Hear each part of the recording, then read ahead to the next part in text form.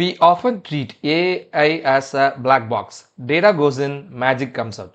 But if you want to build these systems, you cannot rely on magic. You need to understand the mechanics. Today we are going to deconstruct the 38 core algorithms that power the entire field of artificial intelligence. First, linear regression. This is a baseline of all predictive modeling. Imagine every data point on a graph is pulling on a rigid rod with a spring, and a rod settles where total tension is minimized. That resting position is a line of best fit, where we find the weights and bias that minimize squared residuals. Then logistic regression. Despite the name, this is used for classification. It takes a raw continuous score and passes it through the sigmoid function. So the result becomes a probability between 0 and 1, allowing a model to say it is highly confident something is a cat. Then k nearest neighbors. This is lazy meaning because there is no training. The algorithm memorizes the dataset and for a new point check the closest existing points. If most of the neighbors are blue, the point is blue. It assumes similar things exist near each other. Then decision tree. This works like a game of repeated yes or no questions that split the data into pure groups based on maximum information gain until every group becomes uniform. Also, this can lead to overfitting. Then random forest is used to reduce overfitting. We use many diverse decision trees trained on random subsets of data and features. They vote and their errors cancel out, keeping the signal. This is called bagging gradient boosting. Instead of training trees in parallel, we train them in sequence. The first tree predicts, the second learns from its error, the next fixes those errors, and so on, gradually improving performance on hard examples. Then next, naive-Bayes classifier is a probabilistic classifier often used in text.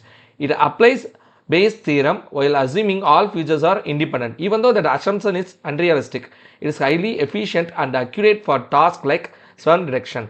Support vector mission. We want the widest margin that separates two classes. The algorithm finds the maximum margin hyperplane relying only on the critical boundary points called support vectors. Then principal component analysis is used for dimensionality reduction. It rotates the axis of dataset to find directions with the highest variance, which become principal components. We can keep only the most important components to compress data while preserving the structure. Then k-means clustering. We randomly place k centroids, assign each point to its closest centroid, move the centroids to average of their points, and repeat until movement stops, revealing natural groups in the data.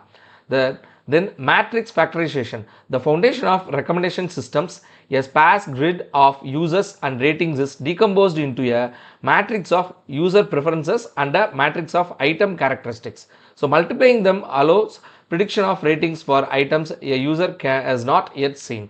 Then perceptron or multilayer perceptron is a biological inspiration of neural networks. A neuron takes inputs, multiplies them by weights, sums them, and add a bias, and passes the results through a nonlinear activation function such as RLU. By stacking layers of these layers, we built a MLP capable of approximating any mathematical function given enough neurons and data. Then convolution neural network. Traditional neural networks do not understand spatial relationship in images.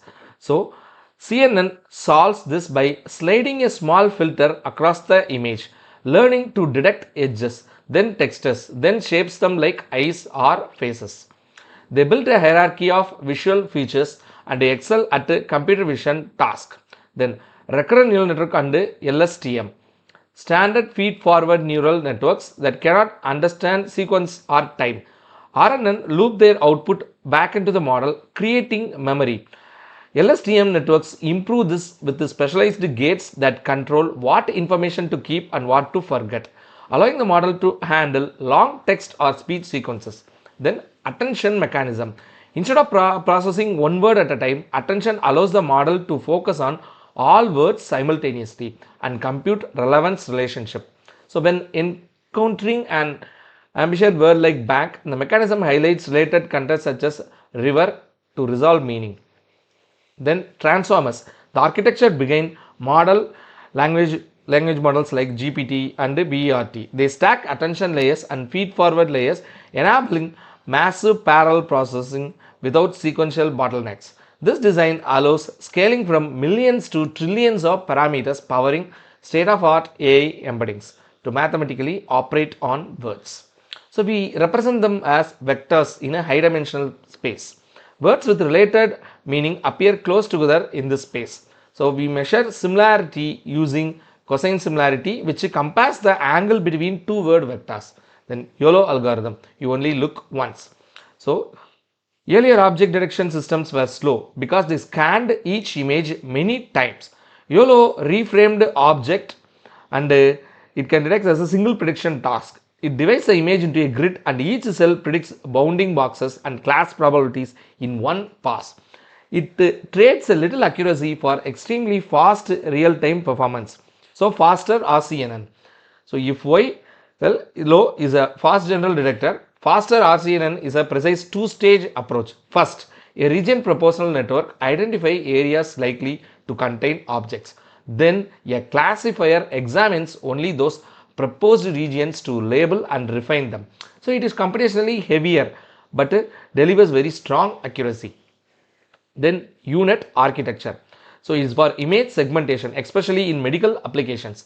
It has an encoder that compresses the image to understand what object exists and a decoder that expands those features back to detailed spatial resolution to show exactly where objects are. Skip connections link match levels of the encoder and decoder to preserve fine visual details. Then SI, FT and OBT.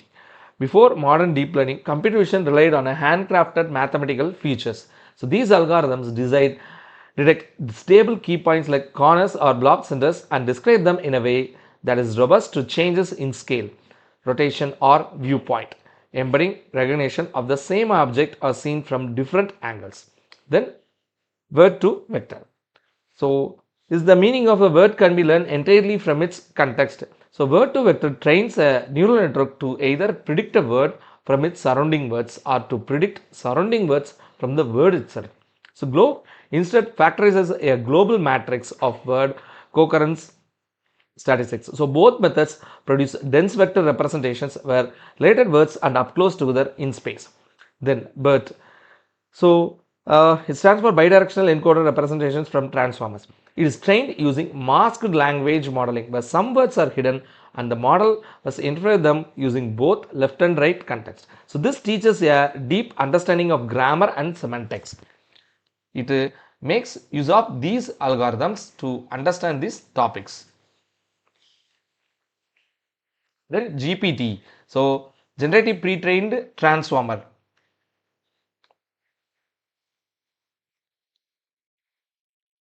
It forces a model to learn relationship and real world knowledge. Then tokenization. Language model consume numbers, not raw text. Tokenization breaks text into smaller subunits instead of entire word or individual characters. So this allows the model to process rare or complex words by splitting them into familiar components while preserving the meaning. Then autoencoders. These models perform unsupervised compression. So an encoder squeezes the input into small latent space representation and a decoder attempts to reconstruct the original input from that compressed code. So by doing so, the network is forced to learn the most essential and meaningful features of the data. Then generative adversarial networks. This involves two networks locked in competition. A generator produces synthetic images while a discriminator judges whether each image is real or fake. So as training progresses, the discriminator becomes more discerning, which pushes the generator to create increasingly realistic outputs. So diffusion models a leading approach for image generation. An image is gradually corrupted with noise until it becomes pure randomness. So the model learns to reverse that process step by step, removing noise in a controlled way to reveal a coherent image from static. So it effectively learns to reconstruct the structure from chaos. So multimodal models. So these models integrate multiple sensory modalities such as vision and language. For example, a model can learn to associate images with their text description so that the visual and linguistic concepts share a common representation.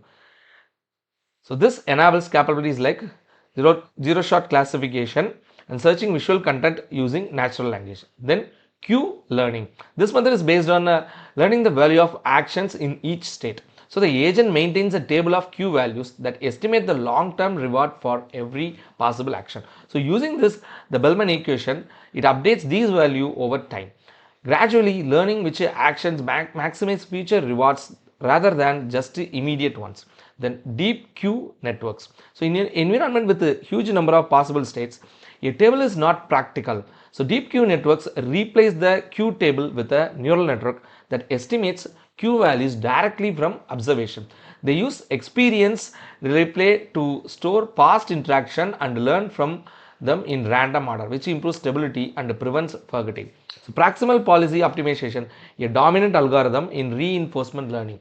So it uses policy gradients to adjust the agent's behavior directly, but includes a clipping mechanism that limits how far the policy can change in one update. So this avoids unstable jumps and keep learning smooth and reliable. Then Monte Carlo tree search. So it's a powerful planning method that explores future possibilities by simulating many random continuations from the current situations. So it builds a tree of potential outcomes, balancing exploration of new action with the promising ones to select the most advantageous strategy. Self-supervised learning, the holy grail of data efficiency. So we stop relying on humans to label data. So instead, we create supervision from the data itself. We mask out parts of an image or text and force a model to predict the missing pieces. So this allows the model to learn from the entire internet without human intervention. Then retrieval augmentation generation. So large language model can hallucinate. So RAG fixes this by connecting the generator to a search engine or vector database. Before answering, the model retrieves relevant factual documents and uses them as a context. It separates the reasoning engine, the LLM, from the knowledge base, the database. Then mixer of experts. So as model gets larger, they get slower. So this solves this by splitting the model into many specialized expert networks. For any given token, a router selects only the relevant experts to process it. So this gives us the intelligence of a trillion parameter model with the inference speech of a much smaller one. Quantization and pruning.